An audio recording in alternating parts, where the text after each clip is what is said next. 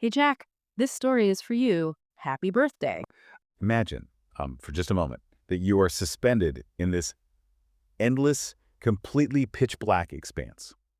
There is no up and down, no moonlight, like there's no sound except the slow, rhythmic beat of your own massive heart. That alone sounds absolutely terrifying. Just total isolation. Right. It gets wilder, though. The water around you is freezing.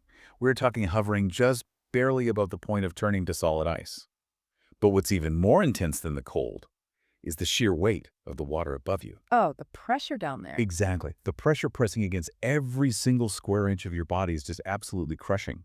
If you were in a modern military submarine, the steel hull would be groaning. Like Yeah. it would be threatening to shatter and implode under this mind-boggling weight of the ocean. It's a completely alien environment to us. Just surviving down there seems physically impossible for any air-breathing creature. It totally does. Huh. But you don't shatter. Your body simply compresses. It pulls inward, just absorbing the overwhelming weight of the deep ocean. You are perfectly adapted to this dark, hostile world. And get this, you are holding your breath. And what's really wild is you have been holding it for nearly an hour and a half. The endurance required for that is just staggering. I mean, an hour and a half. Yeah. And you are down here in this freezing, crushing darkness on a hunt. You are searching the abyss for these glowing, gelatinous orbs just suspended in the deep. Okay, I have a clear picture now. But you don't have teeth to catch them. Instead, your entire throat is this terrifying, inescapable labyrinth of sharp, backward-pointing spikes. Oh, wow. That sounds like a horror movie monster. It kind of is. Those spikes are designed to trap your slippery, stinging prey and physically squeeze the salt water out of them like a sponge. But as you glide through the dark, hunting these glowing orbs, something pulls at your attention. Like a signal from the surface. Exactly. Above you, thousands of feet up, there's a tiny, pale, translucent window on the very top of your head. And it registers the absolute faintest shift in the sunlight filtering down through the water column. Wait, a window on your head? Yeah, we'll get to that. Hmm. But that subtle, almost imperceptible change in the light tells your brain that the seasons are shifting. Suddenly, you feel it. It's an invisible magnetic map humming in your mind. Oh, an internal compass. Right. It's pulling you toward a destination across 6,000 miles of treacherous, stormy, open ocean. You turn your massive body and you begin to swim.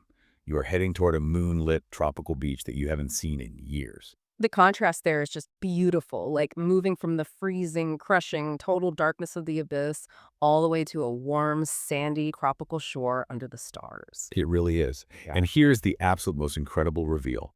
You are not a machine. You are not a whale. You are not some mythical sea monster from a science fiction novel. You are a leatherback sea turtle. Ah, the leatherback. Yes. Yeah. You are a living relic, a creature that shared the oceans with the literal dinosaurs, embarking on what is arguably one of the greatest, most perilous odysseys on planet Earth. Welcome back to Saltwater Stories, everyone. It is so great to be back. Today, we are taking you on an unforgettable ocean adventure, alongside the ultimate marine wanderer.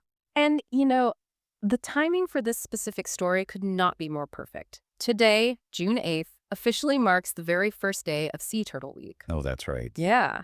It's an annual observance that runs right up to World Sea Turtle Day on June 16th. It is a dedicated time for all of us to really celebrate these incredible animals, to understand the unique, frankly unbelievable lives they lead, and to highlight the challenges they face in our modern oceans.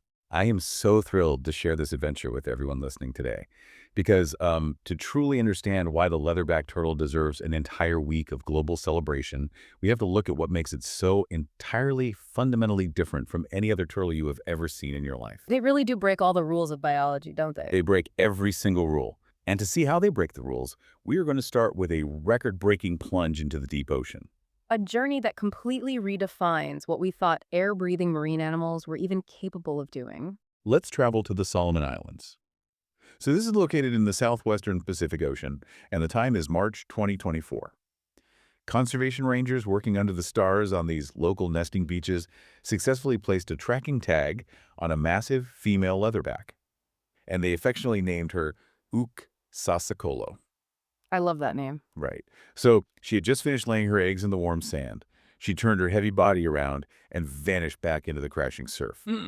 But when the rangers eventually checked her tracking data to see where she went to feed, they were absolutely stunned. What did she do? Well, Uxasicola didn't just swim away across the surface, she dove. She descended to an abyssal depth of 4,409 feet. Oh my gosh. Yeah, that is 1,344 meters straight down into the ocean. Just to really put that into perspective for anyone listening right now, 4,400 feet is deeper than the operational limits of most military submarines. Wait, really? Deeper than submarines? Yes. If you go down that far, you are in a zone of permanent, total darkness. Like, sunlight physically cannot reach you. Yeah. The water temperature is dropping to near freezing. But the most staggering, dangerous factor down there is the hydrostatic pressure. At 4,400 feet, the pressure is over 100 atmospheres. Okay, 100 atmospheres. What does that actually mean for a living body, like physically? It means there's more than 1,400 pounds of pressure pressing inward on every single square inch of her body. Wow. Imagine trying to balance a full-size grand piano on your chest and then multiplying that pressure across your entire skin surface. That is what she is swimming through. Which instantly brings up a massive question for me. If a normal, hard-shelled turtle, like a green sea turtle or a loggerhead or even the little box turtle you might see in your garden. Right, the typical ones we think of. Yeah, if one of them tried to dive 4,400 feet down, wouldn't its rigid shell just crack and implode like a crushed soda can? Yeah. It absolutely would, catastrophically. A rigid bone and keratin shell that contains internal air spaces would completely fail under 1,400 pounds of pressure per square inch. The turtle would just be crushed. So how does Euxasicolo survive it? Well, this is where the leatherback reveals its absolute evolutionary genius. They belong to an entirely different family tree, scientifically called the Dermoselidae. They actually split off from all the other hard-shelled turtles over 60 million years ago. 60 million years. Yeah, they went down a completely different, highly specialized evolutionary path just so they could survive the extreme deep ocean. So if they don't have a hard shell, what does that path look like? What is her shell actually made of? Okay, so they have zero hard, rigid, keratinous scales on their backs. None of those familiar geometric plates, which are called scutes, that you see on a normal turtle. Right, the hexagons. Exactly, none of those. Instead, a leatherback shell is a flexible, dark, rubbery matrix. Beneath that leathery outer skin is a remarkably thick layer of fat. And embedded tightly within that fat are thousands of tiny interlocking puzzle-like bones called osteoderms. Like a jigsaw puzzle. Yes, exactly. Because this whole structure isn't one single fused rigid dome, it has physical give. So when Euxasicolo dives into the dark abyss, her flexible shell actually shrinks. No way. It physically shrinks. It does. It safely compresses inward under the crushing pressure, molding tightly around her internal organs to protect them without fracturing or breaking. That is just brilliant engineering. It's like if you take a rigid glass jar and you take one of those collapsible silicone travel cups and you put them both in a deep sea pressure chamber. Oh, that's a great way to picture it. Yeah, the glass jar is going to hold its shape stubbornly until the pressure simply becomes too high, and then it violently shatters into a million pieces. But the silicone travel cup is literally designed to just fold inward. It compresses safely, takes the pressure, and then pops right back to its normal shape the second the pressure is released. That is exactly how it functions. Her shell is the ultimate biological silicone travel cup. It's a dynamic shield. But, the pressure adaptation doesn't stop at the shell because we have another massive problem here. Her lungs. Oh, right, because she breathes air. Exactly. She is an air-breathing reptile. Hmm. If you or I took a breath and somehow dove that deep, the nitrogen gas inside our compressed lungs would be forced into our bloodstream. And when we eventually swam back up to the surface, that dissolved nitrogen would suddenly expand and form tiny bubbles in our blood. And that's really dangerous, right? Extremely. It's a notoriously painful and potentially fatal condition known as the bends or decompression sickness. Right. Scuba divers have to be incredibly careful about the bends. So how on earth does a reptile that holds its breath for 90 minutes avoid having its blood turn into a giant fizzy soda when it swims back up? By doing something that sounds completely terrifying, they purposefully collapse their own windpipes. They what? Yeah. Their trachea, or windpipe, is built with highly specialized interlocking cartilaginous rings. As they dive deeper and the ocean pressure mounts, those rings allow the windpipe to safely fold and flatten out. That sounds so uncomfortable. It sounds awful, but it physically squeezes all the remaining air out of the deep lungs and pushes it up into the upper rigid airways where the delicate gas exchange tissues don't exist. Because the air isn't in the lungs anymore, the nitrogen simply cannot be absorbed into the bloodstream. Wait, hold on. If they completely collapse their windpipe and shut off their lungs, how do their brain and their muscles get the oxygen they need to keep swimming in the dark? Are they just starving for air the whole time? Not at all. And that's the genius part. They don't rely on their lungs for oxygen during a deep dive. Long before they dive, they store massive, massive reserves of oxygen directly inside their muscle tissues and their blood. Inside the muscles. Yes, they have super high concentrations of a specialized protein called myoglobin, which binds oxygen right in the muscle. They are essentially swimming, living batteries of oxygen. They shut down their respiratory system and just run off their internal battery power to survive the deep. Okay, I am blown away by this. Mm-hmm. We have an ancient ocean wanderer that purposely compresses its own rubbery shell and physically collapses its own throat just to visit the abyss. But there has to be a trade-off for all this flexibility, right? There definitely is a trade-off. Because I've heard this rumor that because their shell is designed to shrink and because they're shaped the way they are, they can't do the one thing every cartoon turtle is famous for doing. Yes, we definitely need to address that myth because it is entirely true. If you picture a leatherback, they have this beautifully streamlined hydrodynamic teardrop shape, complete with 7 distinct ridges running all the way down their backs to help the water glide perfectly over them. Kind of like the fins on a sports car. Exactly like that. And because of the specialized shape and the way their rubbery shells attach to their skeleton, they absolutely cannot pull their heads or their front flippers inside their shells to hide. Wow, really? Never. Never. There is physically no biological room inside, and their neck joints simply don't fold that way. So if a predator, like a massive tiger shark or an orca, comes along, they can't just tuck in their head, pull in their arms, and wait it out like a box turtle in a garden. Not at all. Hiding is not an option for them. Mm. They rely entirely on 2 distinct survival strategies: their massive, intimidating physical size and their sheer, unstoppable swimming speed. They are built for perpetual forward motion. They are the marathon runners of the sea, not the hiders. Okay, but this brings up a huge contradiction in my mind. You mentioned earlier that the water temperature down in the abyss is near freezing.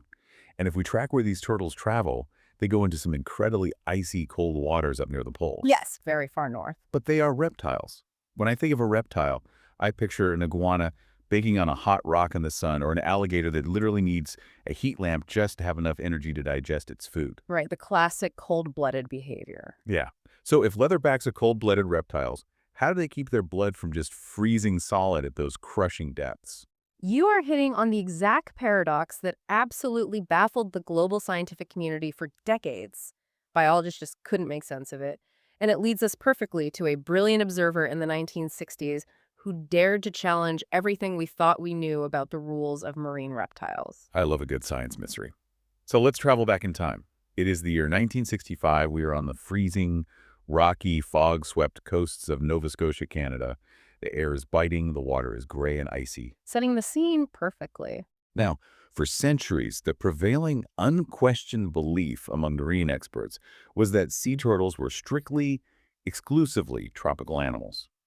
They belonged in warm, crystal clear Caribbean or Pacific waters. Right, where you typically want to go on vacation. Exactly. So whenever local Canadian or New England fishermen would come into port and report seeing these massive, dark, leathery monsters swimming through the icy boreal waters of the North Atlantic, the academic experts just waved it off. The experts assumed these fishermen were seeing what they called accidental wanderers. Like they just got lost. Yeah, the prevailing theory in the textbooks was that these turtles had accidentally been caught in the warm Gulf Stream current, gotten blown wildly off course by a severe hurricane, and were now essentially doomed. The scientists believe they were just floating there, slowly dying of the cold in the northern Atlantic, unable to swim back home. But Dr. J. Sherman Bleakney, a meticulous scientist working up in Nova Scotia, did not buy that story for a second. He actually sat down and listened to the fishermen. Which is always a good idea. It usually is. He looked at the historical timing of the sightings, he mapped the ocean currents, and he studied the local marine life.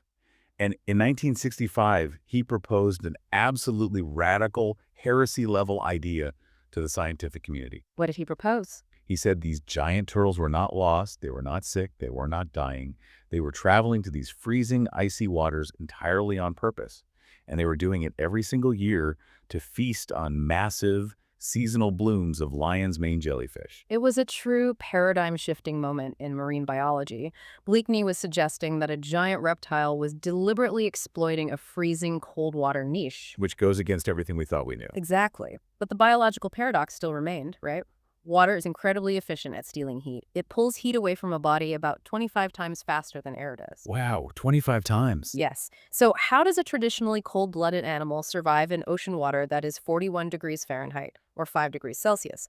Water that cold would put a normal green sea turtle into an immediate fatal coma. Its heart would just stop. So how does the leatherback survive? The answer is a phenomenon known as gigantothermy. Gigantothermy. I have to say, that sounds like a superpower from a comic book. Or something a dinosaur would have. It actually is exactly what a dinosaur would have. It's the precise thermal strategy that paleontologists believe many massive dinosaurs, like the sauropods, used to regulate their body heat millions of years ago. Oh, that makes sense. Essentially, leatherbacks function as warm-blooded reptiles. The secret is right in the name, gigantothermy. Because they are so incredibly massive, adult leatherbacks can weigh up to 2,000 pounds and be 7 feet long. They have a very low surface area to volume ratio. Meaning their internal volume, the furnace inside them, is massive compared to the amount of skin exposed to the cold water. Exactly, and they wrap that massive internal bulk in a specialized, thick, insulating layer of blubbery fat. Specifically, it's brown adipose tissue, which is excellent at retaining heat. So they have blubber, like a whale. Just like a whale. And because these turtles are in perpetual motion, constantly swimming with those massive, powerful grunt flippers, their sheer muscle movement generates a tremendous amount of internal metabolic heat. They build their own fire, and the blubber keeps the heat trapped inside the house. Okay, they generate their own heat and use blubber to trap it. But wait, I see a massive flaw in this design. They're front flippers. What about them? Leatherback flippers are enormous. They can span nearly 9 feet across.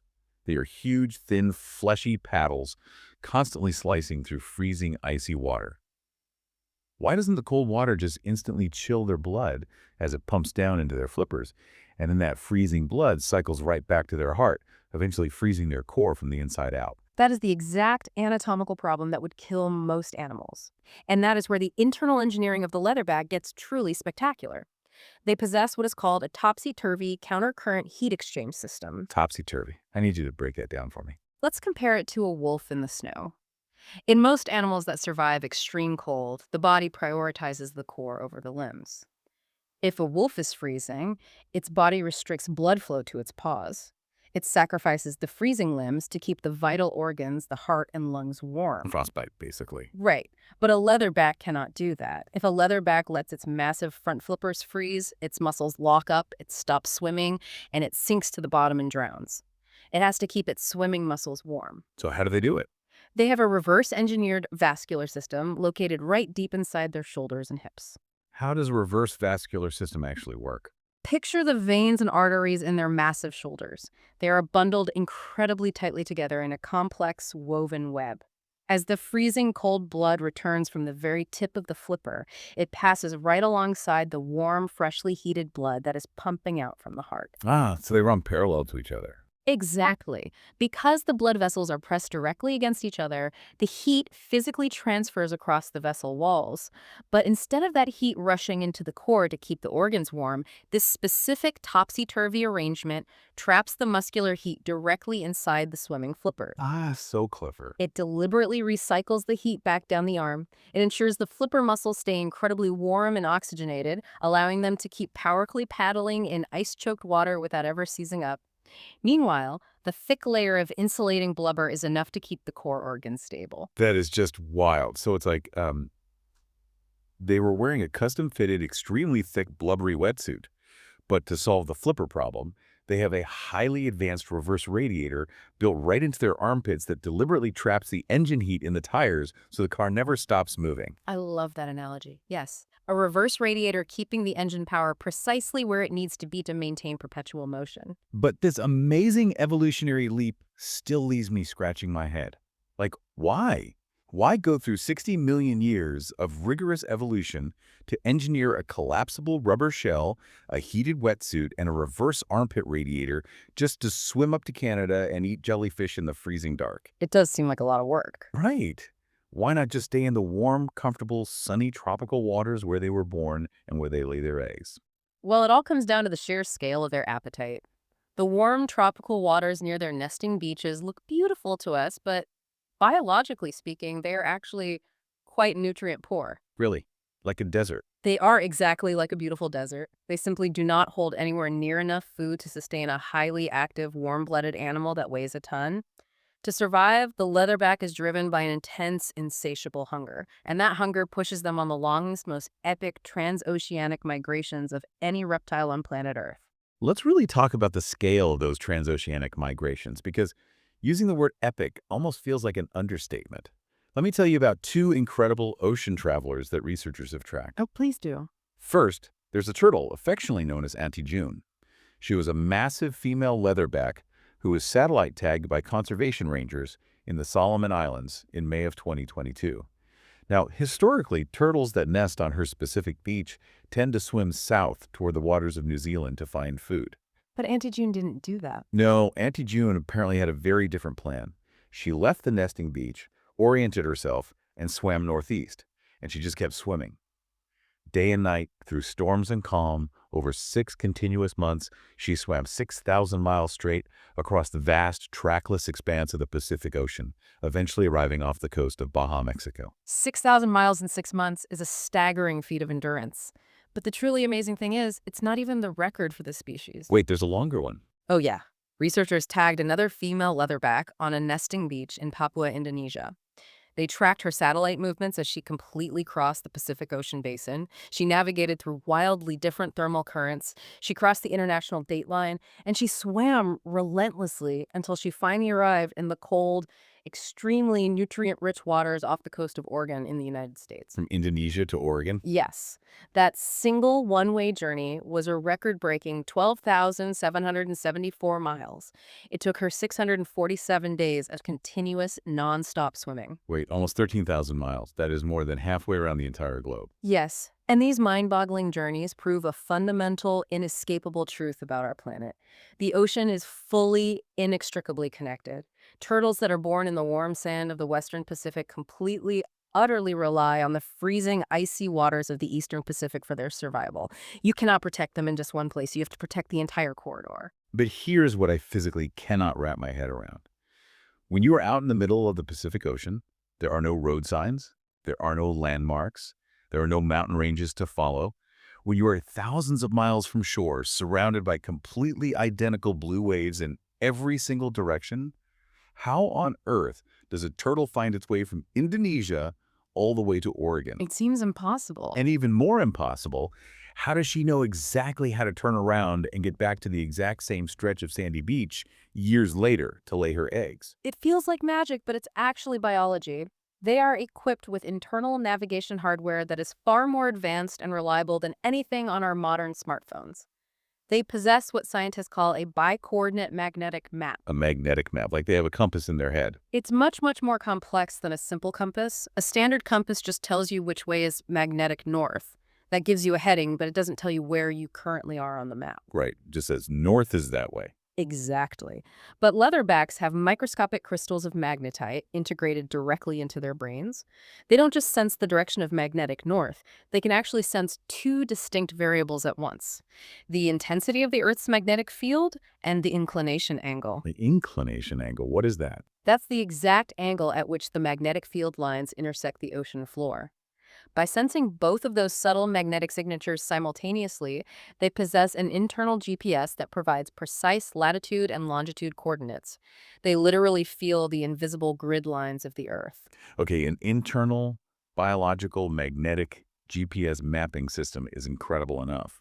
But you were telling me earlier about another part of their navigation system, something that sounds so wildly like a science fiction movie. I almost didn't believe it. Oh, I know exactly what you're talking about. Yes, in 2014, a team of scientists finally solved a lingering mystery regarding a very strange anatomical feature on the leatherback. What kind of feature? Well, if you ever have the privilege of looking closely at the very top of an adult leatherback's head, right on the crown, slightly behind the eyes, there is a unique, pale pink or white spot. Every single leatherback turtle has one. And just like a human fingerprint, the exact shape of every spot is completely unique to that individual. So they all have this little pink spot. Right, and for decades, no one knew what it was. But researchers took a closer look and discovered that the solid bone and cartilage located directly beneath this pink spot is incredibly paper thin. It is so thin that it creates a literal physical window into the turtle's skull. A physical window Mm. into its brain. Yes, it is scientifically known as a pineal skylight. This unbelievably thin window allows ambient sunlight reflecting off the ocean surface to shine directly through the bone and illuminate the turtle's brain. Specifically, the light hits the pineal gland. The pineal gland, that has to do with sleep, right? Yes. The pineal gland is a master timekeeper. It constantly measures the exact duration, wavelength, and intensity of the daylight hitting it. This skylight is how the turtle intimately senses the changing seasons. Oh, wow. When the long days of summer start getting shorter in the northern latitudes, the skylight registers that minute shift in photons. It triggers a massive hormonal shift, specifically a change in melatonin production that rings an internal alarm bell. It tells the turtle it is exactly the right time to turn around and flee the freezing northern waters before the deadly winter ice sets in. So you're telling me, straight up, they have a biological solar-powered calendar physically built into the roof of their skull, and it dictates their migration. That is exactly what it is. A celestial calendar governing their entire global movement, driven by a literal window in their head. That gives me absolute chills. It is so perfectly designed. But as you said earlier, these 10,000-mile transoceanic magnetic solar-guided journeys are driven entirely by an intense, insatiable hunger. And what awaits these ancient wanderers at the end of their odysseys is a feeding frenzy unlike anything else in nature. It's true. When they reach their destination, they engage in an extreme biological strategy called hyperphagia, which is the medical and scientific term for extreme, continuous, obsessive overeating. Picture this scene. An adult leatherback, a creature roughly the size and weight of a small car, finally arrives in the cold, foggy waters off the coast of Canada. She plunges into the dark water and she uses her senses to locate what marine biologists call the deep scattering layer. Oh, the jellyfish bloom. Exactly. This is a massive, incredibly dense underwater bloom of jellyfish stretching for miles. When she hits this underwater buffet, her entire behavior completely shifts. She stops swimming in those long, relentless straight lines. Instead, she engages in a specific hunting pattern called area-restricted search. It's a fascinating behavioral shift. When they find the food, they suddenly start zigzagging, looping back on themselves, making these incredibly tight, rapid turns to ensure they never accidentally swim out of the swarm. They have to stay right in the thickest, most dense part of the jellyfish cloud. But why the sudden panic to stay in the swarm? Why not just eat a few and move on? Because of the harsh nutritional reality of their chosen prey, jellyfish are fascinating, but biologically, they're approximately 95% water. 95%. That's basically just swimming around eating salt water. Pretty much. They are incredibly shockingly low in actual calories, fats, and proteins.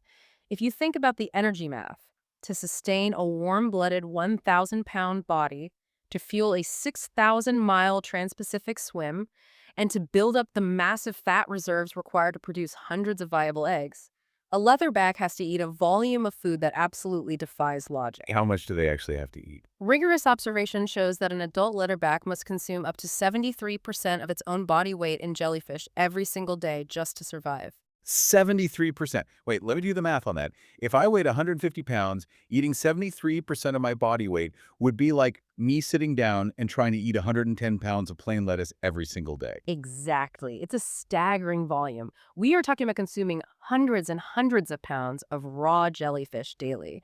And this massive, relentless consumption makes the leatherback the ultimate apex predator of gelatinous zooplankton. They are essentially a giant vacuum cleaner. Yes, and they provide an absolutely critical service to the entire ocean ecosystem. Without leatherbacks constantly keeping the numbers down, jellyfish population would completely explode. And here's the ecological connection. Jellyfish eat the exact same tiny microscopic plankton that larval babyfish rely on. Oh, so they compete with baby fish for food. Exactly. So an unchecked, massive jellyfish bloom can completely wipe out the food source for the next generation of fish.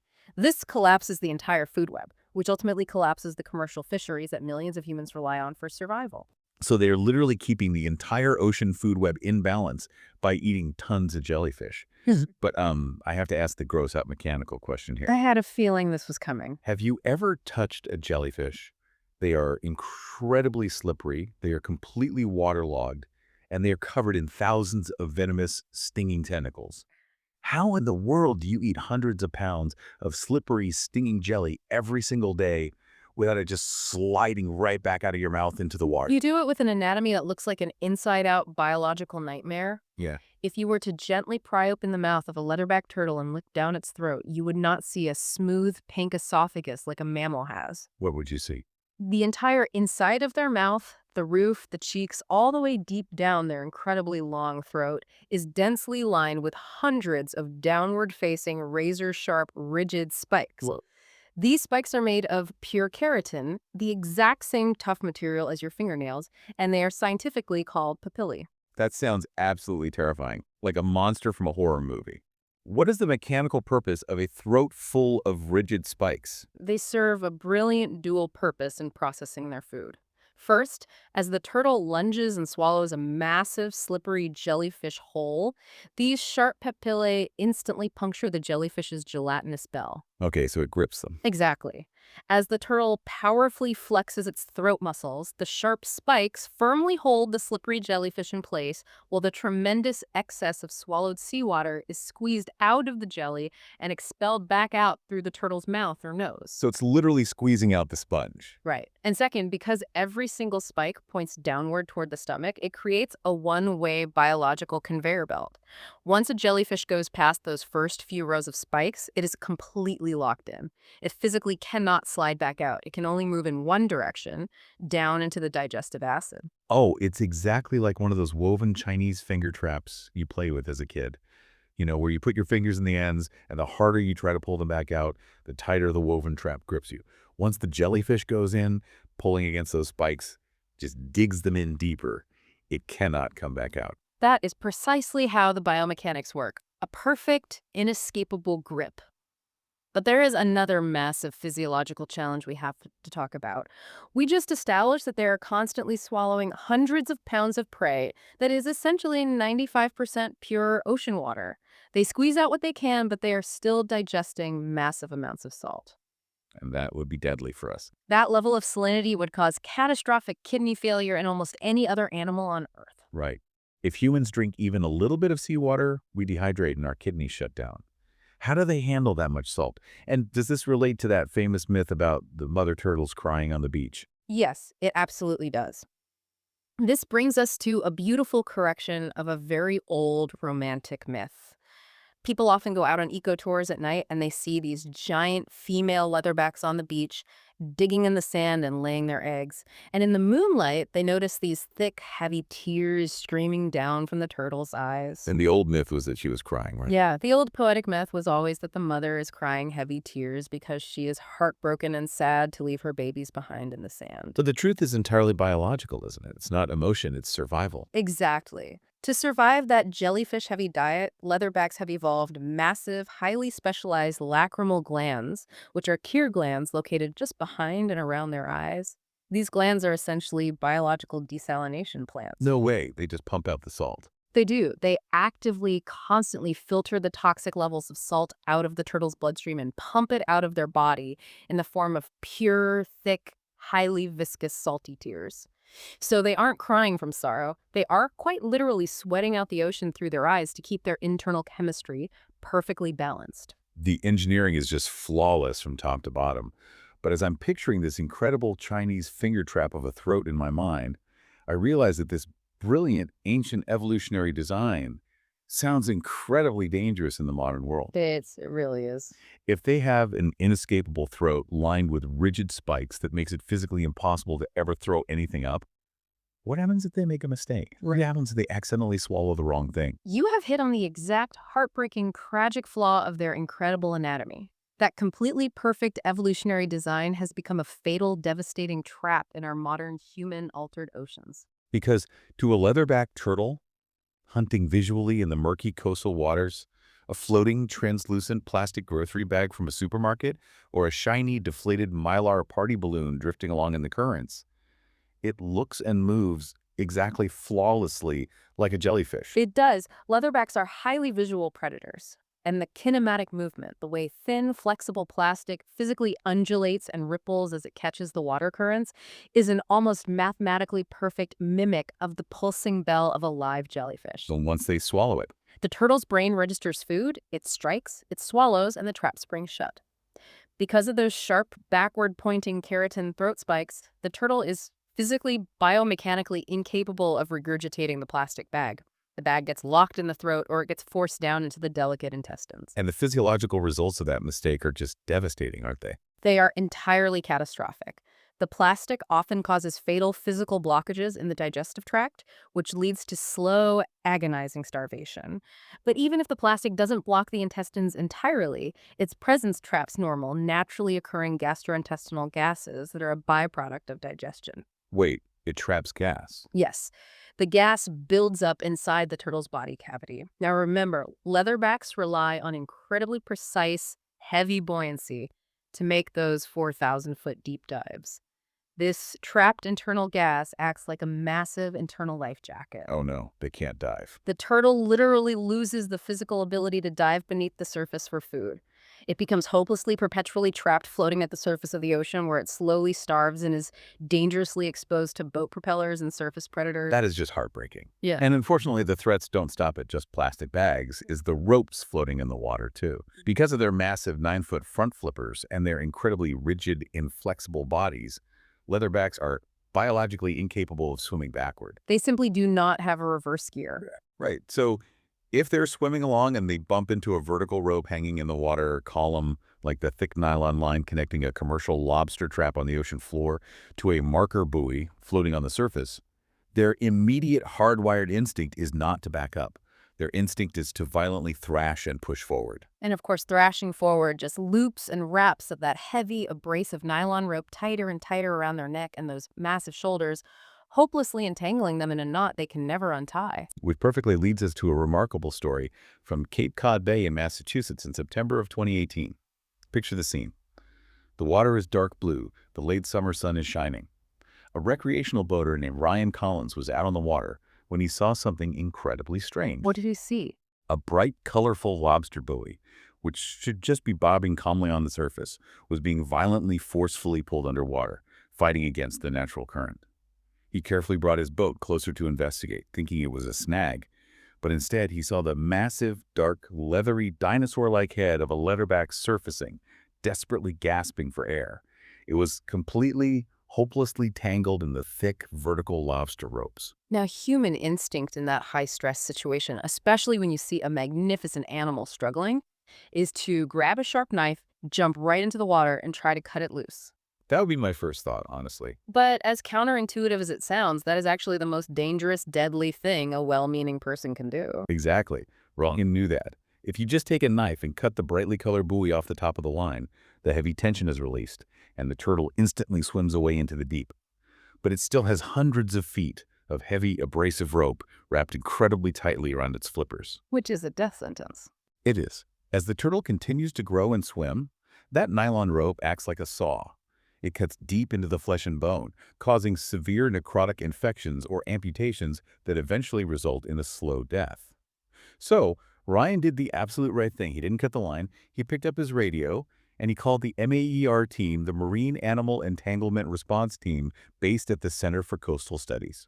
The MAR team is an elite, highly trained unit equipped specifically for this exact kind of high-stakes megafauna rescue in open water. They arrived quickly on the scene in their specialized response boat.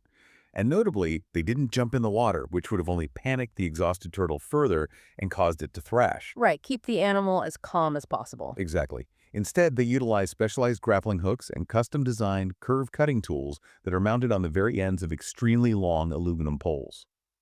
Working methodically from the deck of the rolling boat, they carefully, surgically maneuvered the blades. They safely severed the specific heavy lines constricting the turtle's massive flippers, carefully pulling all the gear away. That must have been so tense. And then they had the privilege of watching the uninjured giant take a massive deep breath and swim powerfully and freely back into the deep ocean. It perfectly highlights how absolutely critical professional trained intervention is in these scenarios. But, sometimes these massive emergencies don't happen out in the deep water. Sometimes the rescues have to happen on land, which brings an entirely different, incredibly massive set of logistical nightmares. Like the famous case of the Herring River megamale.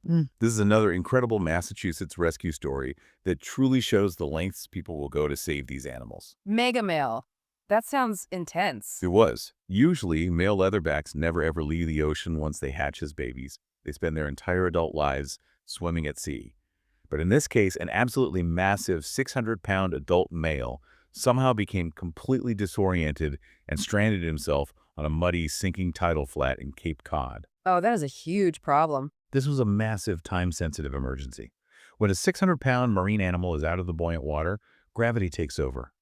It rapidly starts to crush its own internal organs and lungs under its own immense weight. Rescuing an animal of that sheer size and density, especially when it is stuck in deep, sinking coastal mud, requires a small army of coordinated people. You can't just pick it up. And a dedicated army absolutely showed up. Volunteers from Mass Audubon found him first. They rushed out into the mud with buckets and wet towels, keeping his leathery skin wet and keeping him secure so he wouldn't panic. Then, heavy rescue experts from the New England Aquarium and the International Fund for Animal Welfare arrived on the scene. Because of his weight, they needed specialized gear, right? Yeah, because he was 600 pounds, they couldn't just lift him with a stretcher. They had to deploy specialized heavy-duty transport carts with thick, balloon-like tires that are usually meant for moving stranded dolphins or small whales. Working together in the thick mud, they carefully rolled the behemoth onto the cart. They physically dragged him through the treacherous mud to a safer, firmer beach. They had a veterinarian give him a thorough health assessment, and they carefully attached a tiny satellite tag to his back. Then, the entire team guided him back into the breaking surf and cheered as he swam powerfully away. It's a profound testament to human ingenuity, coordination, and pure compassion for the natural world. But I can't help but point out the incredibly tragic irony lingering over all of this. We have spent this entire adventure talking about a creature that has evolved over 60 million years to effortlessly survive the crushing 1,400-pound pressure of a 4,400-foot abyssal dive. An animal that relentlessly swims 12,000 miles across entire ocean basins and thrives in freezing, icy water by generating its own heat. The ultimate survivor. Yet this ancient, indestructible, perfectly designed leviathan can be brought down and killed by a single, flimsy plastic grocery bag or a cheap piece of nylon rope. It makes you feel a bit helpless just hearing it.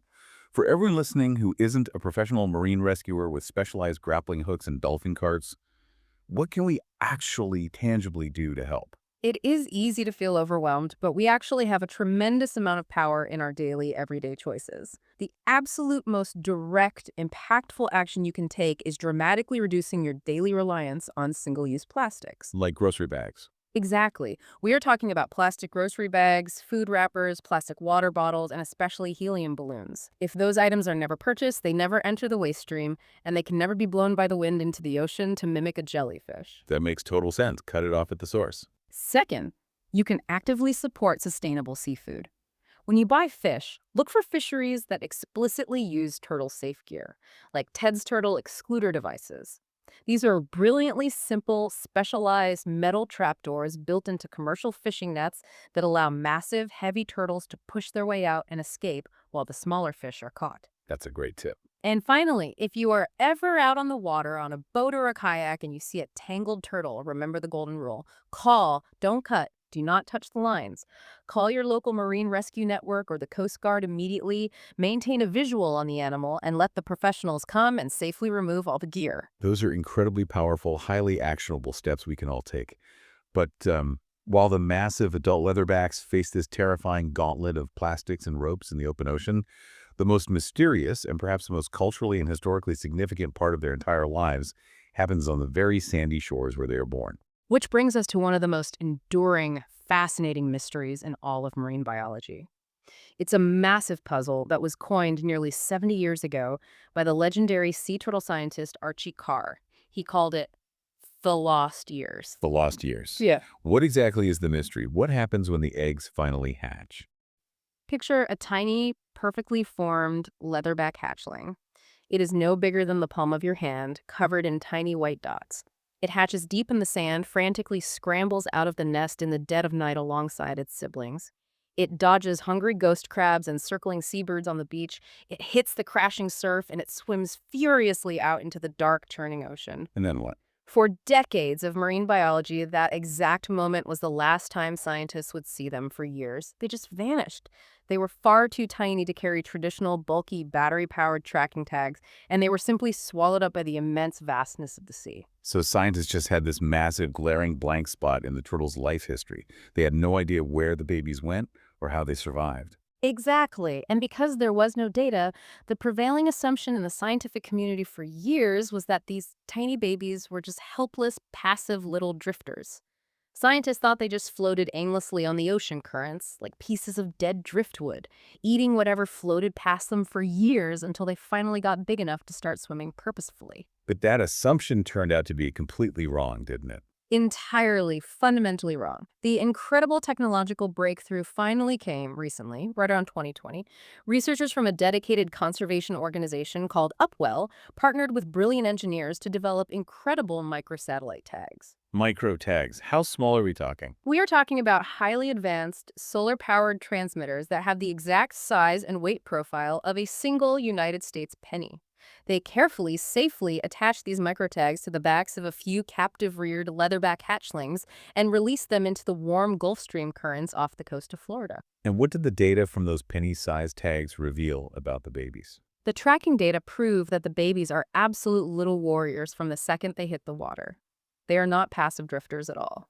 The telemetry data showed that these tiny hatchlings actively, purposefully swim. They swim against the currents. Yes.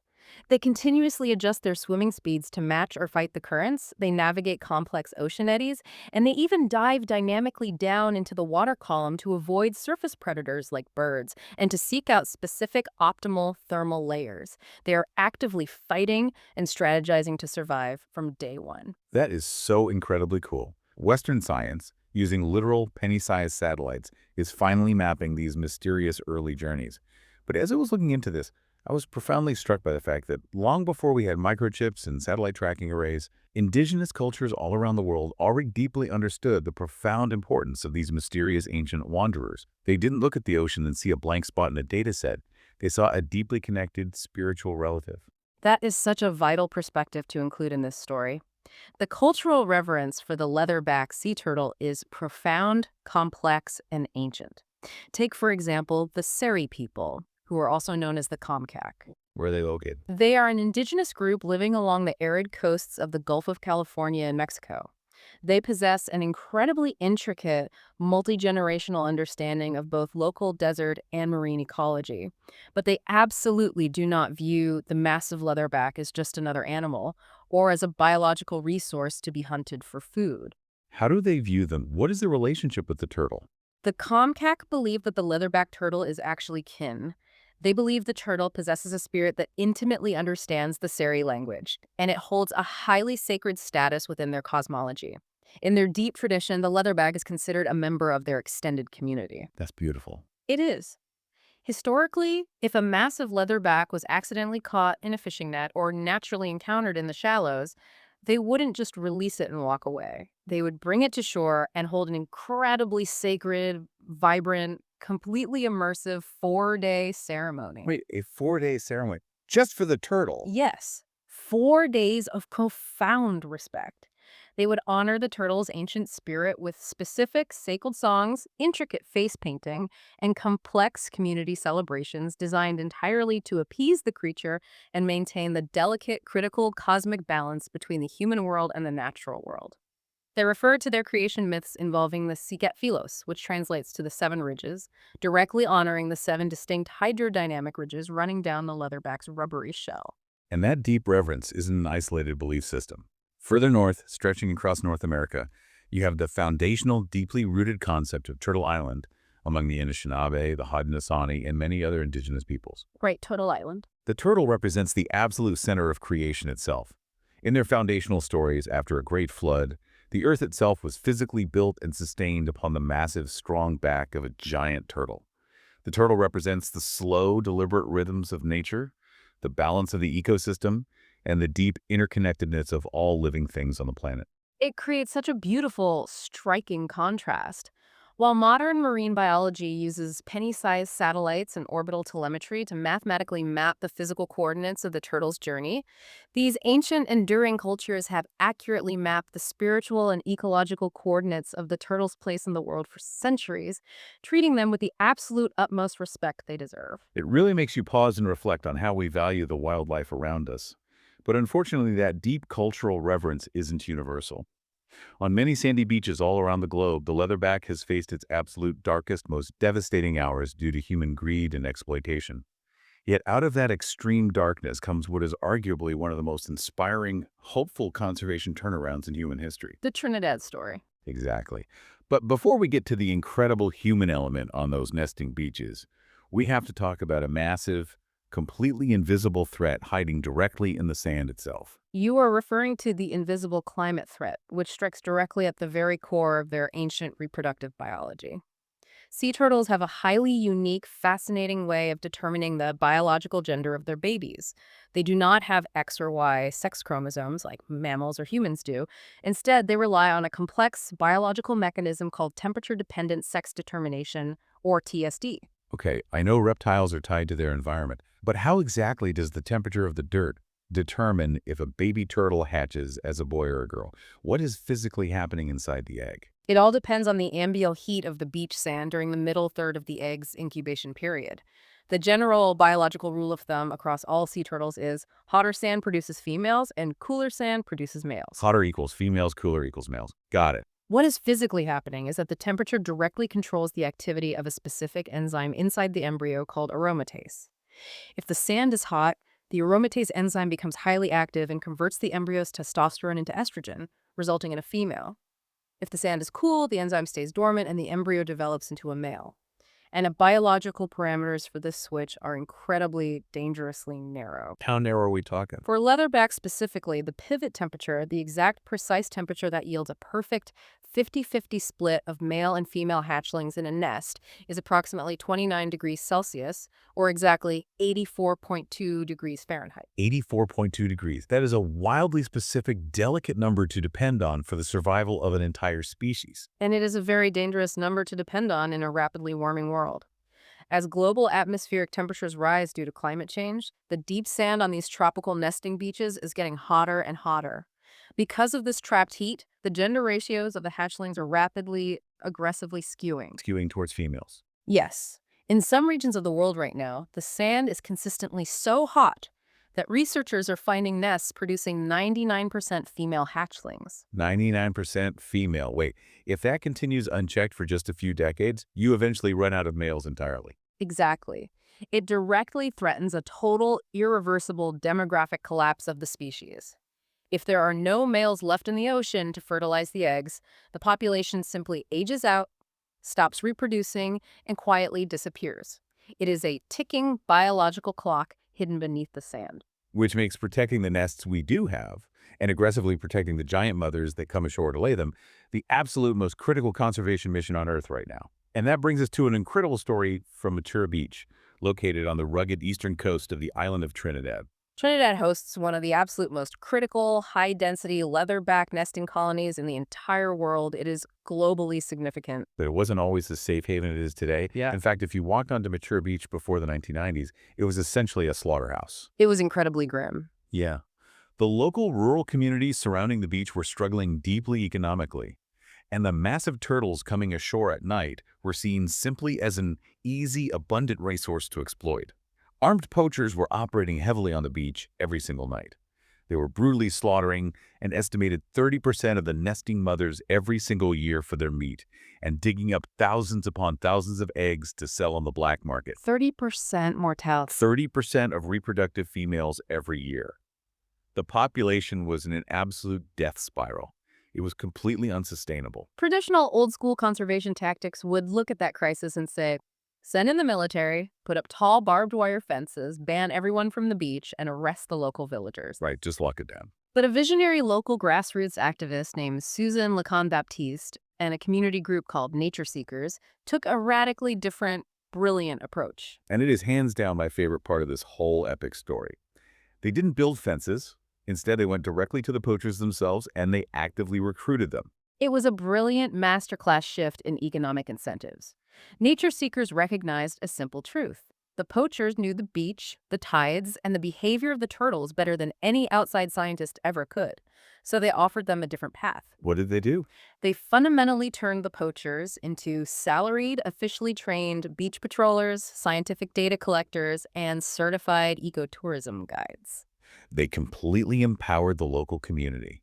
They created a sustainable system where thousands of eager tourists would travel to Trinidad and pay good, reliable money to be guided safely and respectfully onto the beach at night to watch these ancient dinosaurs lay their eggs. The poachers became the protectors. Exactly. The community suddenly realized a profound, undeniable mathematical truth. A dead turtle feeds a family for exactly 1 week, but a living turtle, returning to that exact beach year after year, provides sustainable, proud, reliable income for the entire village indefinitely. The results of that community empowerment were nothing short of miraculous. By shifting the economic value of the animal from dead to alive, and by having the community proudly patrol and protect their own beaches, nature seekers reduced the horrific poaching rate at Matura Beach from a devastating 30% down to exactly 0%. 0%. It is an absolute triumph. It proves beyond a shadow of a doubt that true, lasting conservation isn't just about putting up fences and keeping people out. It is about empowering the local community, respecting their needs, and integrating them directly into the solution. The very community that was once the turtle's greatest, most lethal threat, magically transformed into its ultimate, unbreakable shield. It is widely considered the global gold standard for how to save an endangered species while uplifting human beings at the same time. It really is. What an absolutely astonishing, unbelievable journey we have been on today. We started by plunging 4,400 feet into the crushing, freezing abyss alongside a turtle with a collapsible rubbery shell. We discovered the mind-bending biology of how they wear a built-in blubber wetsuit and use a literal reverse radiator in their armpits to survive icy Canadian waters. And we tracked them swimming 12,000 miles across the Pacific Ocean. Right, navigating by a magnetic map and a solar-powered calendar window physically built into the roof of their skulls. We learned about the terrifying spike-line throat engineered to safely consume hundreds of pounds of venomous jellyfish, the incredible tear glands that let them sweat out the ocean salt, and the fierce little babies fighting their way into the deep. And most importantly, we saw the incredible, hopeful power of humanity. From rapid response teams delicately freeing giants from lobster ropes on muddy Cape Cod flats, to the deeply inspiring local community in Trinidad that actively chose to protect the next generation of these ancient wanderers.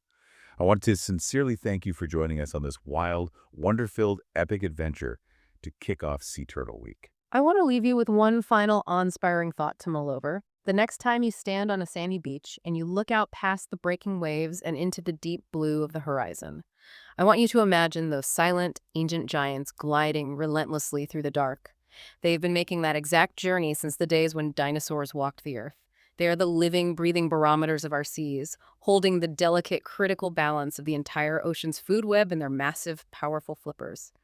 Their survival is, quite literally, the ocean's survival. I couldn't have said it better. They carry the ocean on their backs. Until our next voyage into the blue. See you next time on Saltwater Stories.